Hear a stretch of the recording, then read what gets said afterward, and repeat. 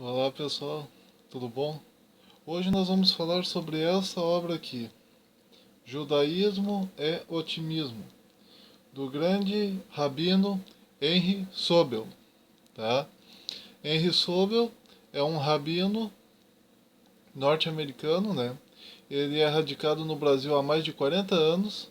Né? Ele foi presidente do Rabinato da Congregação Israelita Paulista até outubro de 2007, né? E ele nasceu em Lisboa, Portugal, em 9 de janeiro de 1944. Tá? Então, várias vezes vocês já devem ter visto o Rabino Henry Sobel na televisão, várias vezes vocês já devem ter ouvido falar dele. E aqui eu me deparo então com esse livrinho dele, né? O Judaísmo é Otimismo. Tá? Bom, algumas coisas interessantes que o Rabino comenta aqui é o seguinte, ó, falando sobre a questão do judeu, né, sobre o judeu individualmente e coletivamente. O Rabino Henri Sobel diz para nós o seguinte: individualmente, o judeu teria desaparecido há muitos séculos. O segredo, porém, não estava no indivíduo. O segredo estava no povo. O segredo é o judaísmo, o remédio contra a solidão. Os judeus nunca estiveram organicamente tão ligados entre si. Um grito em São Paulo é ouvido em Kiev. Um grito em Kiev é ouvido em Paris. Quando os judeus estão tristes em Jerusalém, choramos em toda parte. Meus amigos, um judeu mora em mais de um lugar, em mais de uma época, em contextos diferentes. Ser judeu é possuir uma consciência histórica que transcende o indivíduo. Tá? Então aqui o Rabino Henry Sobel ele está falando para nós, né, que o judeu ele é um povo totalmente interligado. Tá? O judeu em si ele não valoriza tanto os aspectos da individualidade dele. Ele valoriza mais a questão da coletividade. Então, se os judeus estão sofrendo em Jerusalém, os judeus do Brasil também vão sentir a mesma dor pelos judeus de Jerusalém. Se os judeus dos Estados Unidos eles estão sofrendo por algum motivo, os judeus, digamos assim, lá do Canadá vão sentir, né, a mesma dor e o mesmo sofrimento por aqueles que estão lá no outro país sofrendo. Então eles se sentem parte de uma comunidade. Ser judeu, na verdade, segundo o Rabino Henry Sobel, aqui, ser judeu é fazer parte de uma única comunidade internacional, de um único corpo, digamos assim. Como se todos fossem membros de um mesmo corpo. Tá? Individualmente seria impossível, né? Depois de tudo que o povo judeu passou ao longo de toda a história, né? Seria impossível se o povo judeu fosse um povo individualista, em que cada um valorizasse apenas a si próprio e não desse valor nenhum para ninguém mais, seria impossível eles estarem aí até os dias de hoje. Um dos motivos, né, pelos quais o povo judeu está aí até hoje é exatamente por eles valorizarem, serem um povo unido, amoroso, né, um povo que de fato valoriza a coletividade. Tá certo? O Rabino também, Rissobel, ele fala aqui para nós que ele assistiu, né, o carnaval brasileiro, principalmente o carnaval carioca, né, ele diz aqui, o Rissobel, e ele disse também que ele achou muito interessante o carnaval carioca pela questão da alegria, quer dizer, as pessoas elas se envolvem, entendeu? Elas se envolvem corpo, alma, coração, elas se envolvem, né, numa união, numa fraternidade muito interessante. Elas se entregam àquela festa. E o Henry Sobel, ele diz que muitas vezes o que falta para as pessoas é valorizarem exatamente os momentos de alegria, né? Às vezes as pessoas, a gente é tão assim, tão certinho, digamos assim, que a gente não valoriza os momentos de alegria, a gente não participa das festas de maneira ativa, a gente não. Principalmente aqui ele usa como exemplo as festas religiosas judaicas, né? Ele explica aqui que tem muitas pessoas, né, que não valorizam tanto, né? Ficam sentadas ali, não fazem suas orações, não cantam muito, enfim. E o Henry Sobel ele diz, né, que nós devemos aprender com o carnaval carioca, né, em que as pessoas elas se envolvem de corpo e alma e coração, né? Depois, depois ele vai dizer para nós que No judaísmo, né, o judaísmo sempre reconheceu e valorizou a capacidade do homem de duvidar, de questionar os fundamentos e objetivos da vida. Antes de Abraão tornar-se o homem da fé por excelência, antes de tornar-se o primeiro judeu a confiar na promessa do verdadeiro e único Deus, foi o primeiro homem de dúvidas, o grande iconoclasta, o destruidor de ídolos em praça pública. Ele duvidou da divindade de Nimrod. Ele duvidou dos deuses de seus contemporâneos. Ele duvidou das crenças de seu próprio pai, Terah. O Midrash explica por que Abraão era chamado de Abraham Haivri, Abraão o hebreu, porque a sociedade de seu tempo estava, de um lado, comprometida com religiões idólatras, enquanto Abraão, pronto a ficar do outro lado, proclamou: vocês estão errados. E aí o Henry Sobel, ele cita o Midrash Bereshit Rabbah, né, e também o Gênesis 42. Depois ele diz o seguinte: Moisés duvidou da validade de uma estrutura social construída sobre as bases da idolatria, desumanidade e escravidão. Ele arriscou o conforto e influência de que gozava na corte do faraó, como filho adotivo da primeira egípcia. Por quê? Porque ele não podia aceitar as crenças de que se via rodeado. Isaac é o elo sem destaque, e aqui o rabino Henry Sobel vai dizer que Isaac ele era um elo sem Isaac, né? Isaac, filho de Abraão. Ele diz assim, ó, Isaac é o elo sem destaque entre duas gerações, Abraão e Jacó, porque ele ouviu o pai ensinando sobre a crença em Deus e apenas aceitou, nunca colocou isso em dúvida, por isso não se destacou em sua fé. Jacó tinha dúvidas sobre a eficácia dos elevados princípios e ideais de seu pai e avô. Anos mais tarde, porém, após as lições que a vida e a experiência lhe trouxeram, e quando esperava um encontro com o irmão, ele submeteu as suas dúvidas a um exame crítico, né? E aí o Henry Sobel ele cita aquela parte, né, do Jacó lutando contra um anjo, né? Então, no final, no final desse capítulo, o Henry Sobel diz o seguinte: do ceticismo à convicção, da hesitação à dedicação, da irresolução ao compromisso. Este é o caminho judaico. Então, o Henry Sobel, ele está falando para nós nesse livrinho que o verdadeiro caminho para o indivíduo ter uma fé, tá? Uma fé verdadeiramente fortalecida, uma fé firme, uma fé verdadeira. Ele tem que ter dúvidas. Ele precisa colocar a sua fé no crivo das dúvidas. Só depois dele colocar a sua fé no crivo das dúvidas, dele questionar, dele indagar, dele fazer as suas perguntas e obter as respostas das mesmas, é que ele poderá desenvolver uma fé inabalável e que nem as situações externas podem de fato destruir. Isso é Henry Sobel, ele nos mostra que o verdadeiro judaísmo ele passa de alguma maneira pelo ceticismo, né? É necessário que todo indivíduo seja um pouco cético de vez em quando, segundo o rabino Henry Sobel, tá? Depois ele fala para nós sobre sentir medo, tá? Ele diz o seguinte, que o pecado dos espias, tá, não foi o de mentir. Aqueles espias, né, que Moisés, né, ele enviou na terra prometida para espiarem a terra, verem como é que ela era, e aí eles voltaram falando mal da terra, dizendo que a terra era até bonita, de fato era a terra que mana leite e mel, mas por outro lado tem povos poderosos lá que vão destruir, né, que podem destruir qualquer indivíduo que se aproximar deles, e que nós, os espias, parecíamos formigas, gafanhotos diante deles, né. O Henry Sobel ele vai dizer aqui para nós que o pecado dos espias não foi o de mentir, pois eles disseram a verdade. O pecado foi o de sentirem medo e desistirem. O pecado foi a desistência. Ou seja, o grande pecado que de fato eles cometeram, tá, foi exatamente duvidar, entendeu? Foi exatamente duvidar, sentir medo no sentido de não querer ir mais à frente. Quer dizer, você sentir medo e de repente parar, estagnar. Ele diz, você tem que avançar, esse é o correto.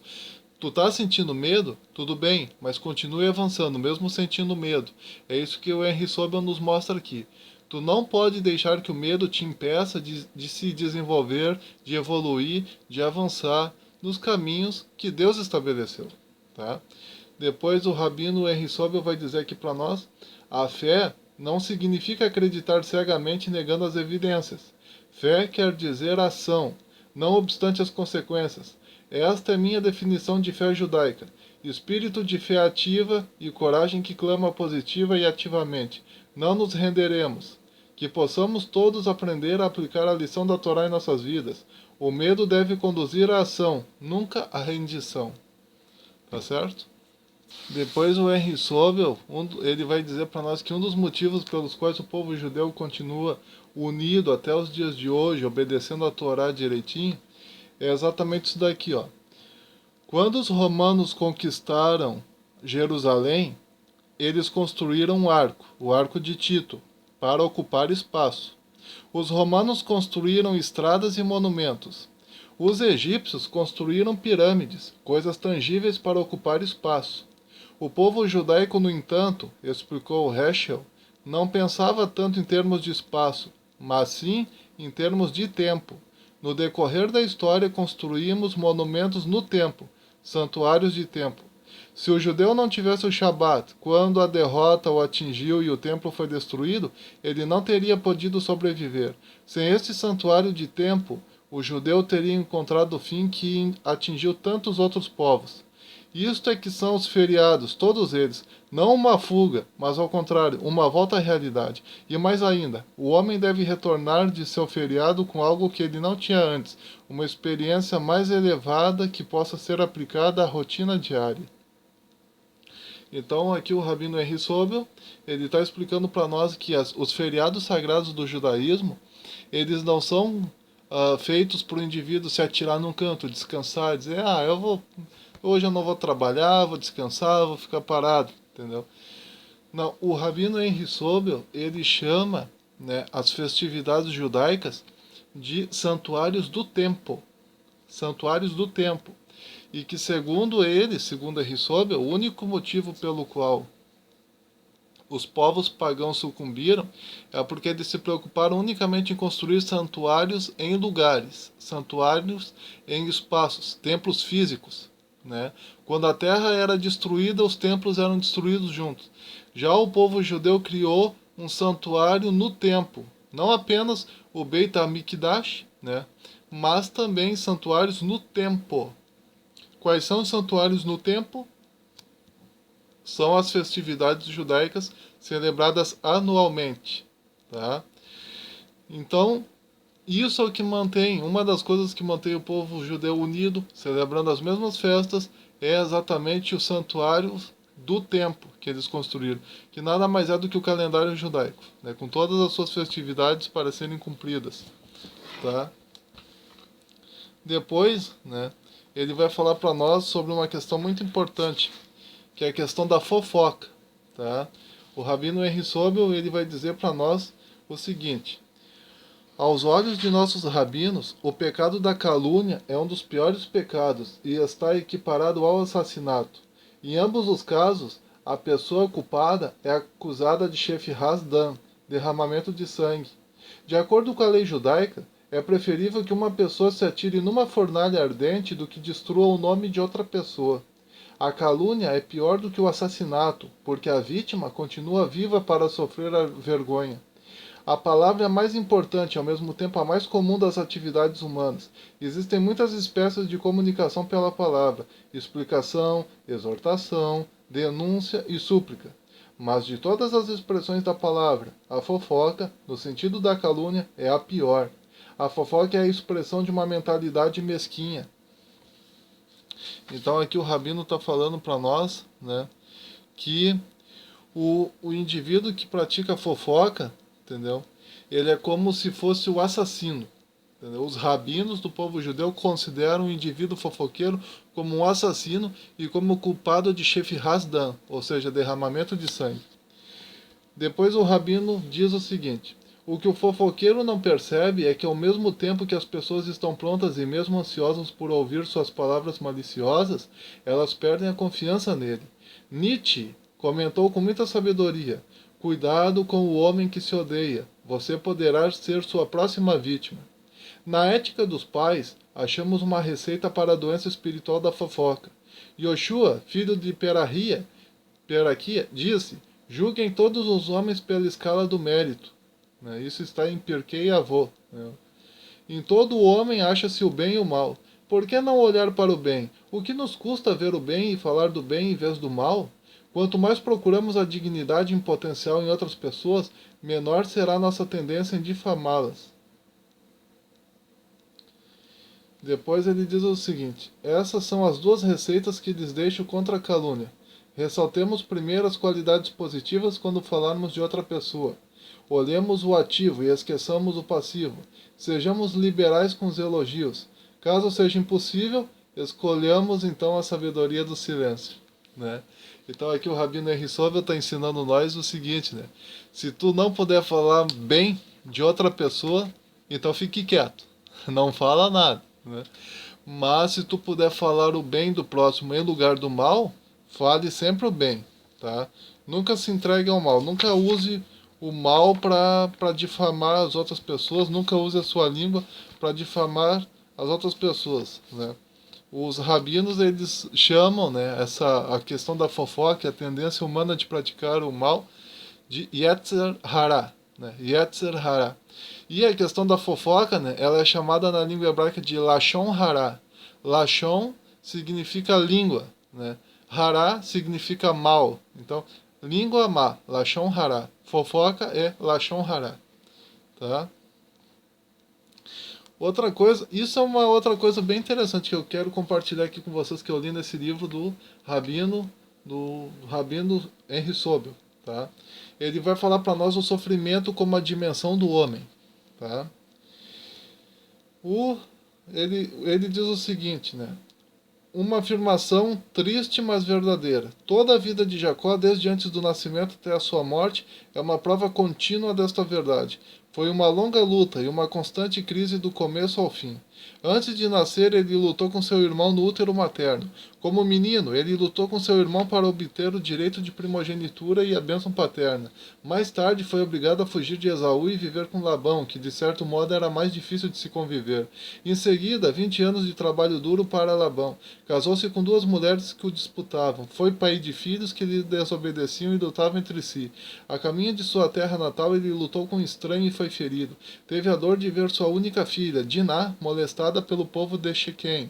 Finalmente, como se tudo isso não bastasse, já velho e cansado, depois de tanta tristeza e dor, ao voltar à terra de seus pais, esperando finalmente encontrar paz, começa o último e mais triste capítulo de sua vida, a tragédia de José. Chega a ver seu filho predileto vendido como escravo por seus próprios irmãos.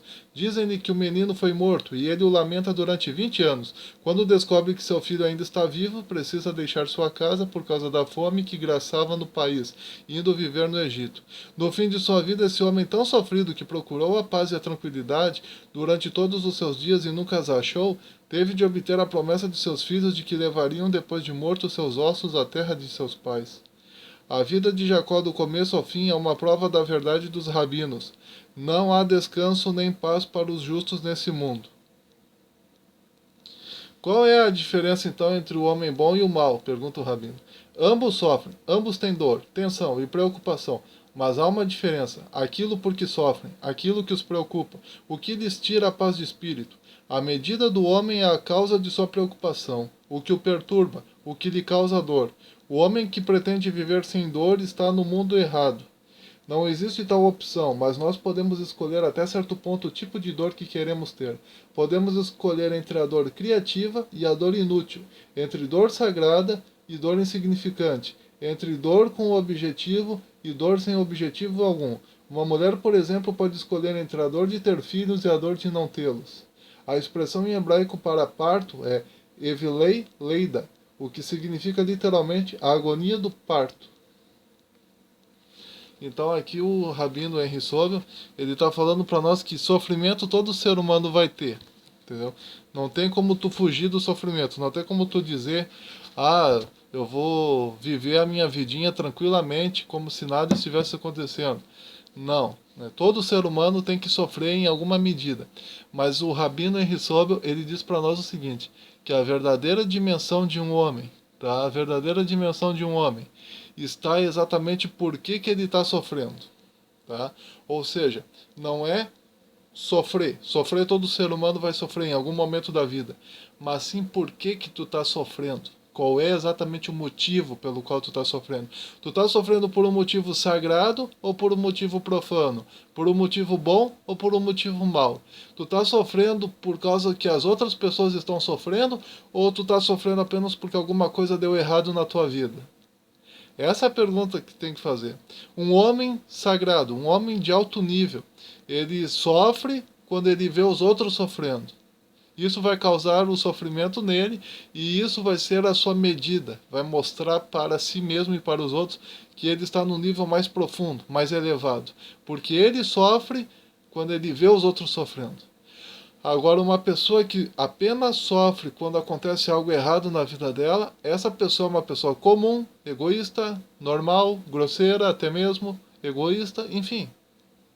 Então, a verdadeira medida do homem não é o quanto ele sofre ou como ele sofre, mas sim por que ele está sofrendo, por que ele sofre. Qual é exatamente a causa do sofrimento? É os planos dele que não deram certo? Ou é o fato dele ter visto uma pessoa passando fome e de repente ele não poder fazer nada para ajudar isso causar sofrimento nele? E isso é o que vai diferenciar uma alma verdadeiramente nobre de uma alma não tão nobre. Entendeu? Entenderam a lição, a ideia? Falando sobre a morte, o Rabino Henri Sobel diz para nós o seguinte, citando Sara, né, como exemplo, na Torá, no livro de Gênesis, né, Bereshit, está escrito o seguinte, no capítulo 23, versículos 1 a 2. E foi a vida de Sara 100 mais 20 mais 7 anos. Estes foram os anos da vida de Sara. Morrendo Sara em Kiriat Arba, que é Hebron, na terra de Canaã, veio Abraão para lamentá-la e chorar por ela. Depois ele diz assim, ó, a vida não é necessariamente uma bênção, nem a morte uma danação. Sara tinha 100 mais 20 mais 7 anos. Por que ela morreu? A Torá nos conta em 3 palavras muito simples. Shnei Hayei Sara.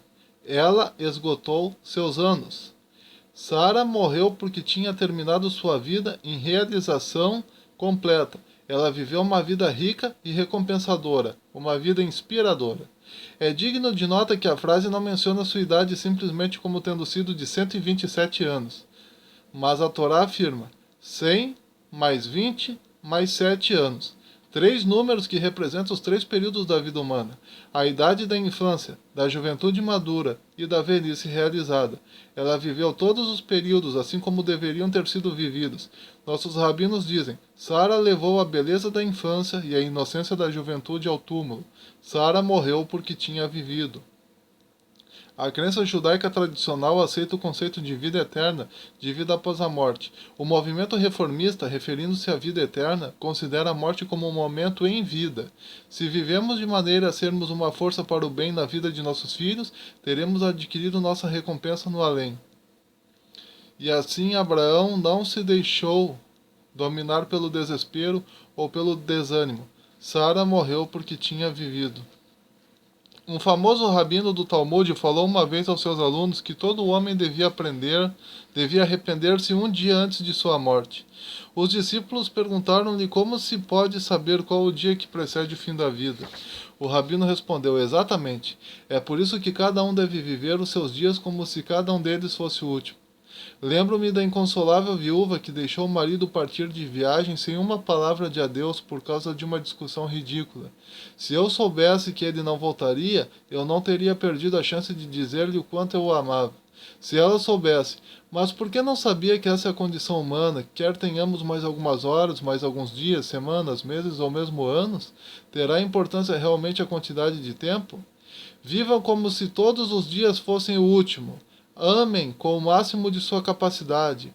Ignorem a mesquinhez e a tolice. Procurem as coisas mais elevadas na vida. Façam o bem. E Abraão levantou-se diante de sua morta. Na consciência da mortalidade do homem, Abraão é levado a aproximar-se de Deus. Poderíamos pensar que Abraão alcançou o pináculo da perfeição religiosa quando foi posto à prova no Monte Moriá, mas a Torá diz que ele estava destinado a subir mais alto ainda. Em face da morte de Sara, ele ascendeu às alturas mais sublimes da grandeza. Então aqui, né, o Rabino Henry Sobel está dizendo para nós, né, que não devemos desesperar quando uma pessoa morre e que devemos aproveitar cada minuto da vida, né, da vida dessa pessoa, inclusive para dizer o quanto nós a amamos, o quanto nós a desejamos bem, o quanto nós a queremos bem, o quanto de fato nós desejamos, né, ter essa pessoa junto conosco. Valorizar ela enquanto ela é viva e não depois que ela morreu. Entendeu? Essa é a grande lição ensinada pelo Rabino Henry Sobel. Devemos valorizar as pessoas enquanto estão vivas. Devemos conversar com elas, dizer para elas o quanto a amamos, abraçá-las, perdoá-las dos erros que elas tiverem cometido contra nós e buscarmos ao máximo possível a união com elas, né? Para que quando elas morrerem, nós possamos, né, descansar também, né? Dizer, aproveitei, interagi com essa pessoa, aproveitei bastante com ela enquanto ela ainda estava comigo. Agora que ela morreu, ela está no além, né? E não ficar se desesperando, agora que ela morreu é que eu queria dizer para ela o quanto eu amo. Não, aproveite enquanto ela é viva, diga para ela que você a ama enquanto ela é viva. Essa é a lição que é dada pelo Rabino Henry Sobel, tá certo? Então, muitas são as lições, na verdade, dadas pelo Rabino Henry Sobel aqui nessa obra intitulada Judaísmo é Otimismo, né? Então, pessoal, fica aí mais uma dica de leitura para nós. Judaísmo é Otimismo, do grande Rabino Henry Sobel, né? Bastante famoso aqui no Brasil, diga-se de passagem, né? E muito querido também aqui no Brasil, diga-se de passagem. Então, pessoal, compartilhe esse vídeo, dê o seu joinha, se inscreva, comente, divulgue, participe. Um forte abraço, até mais.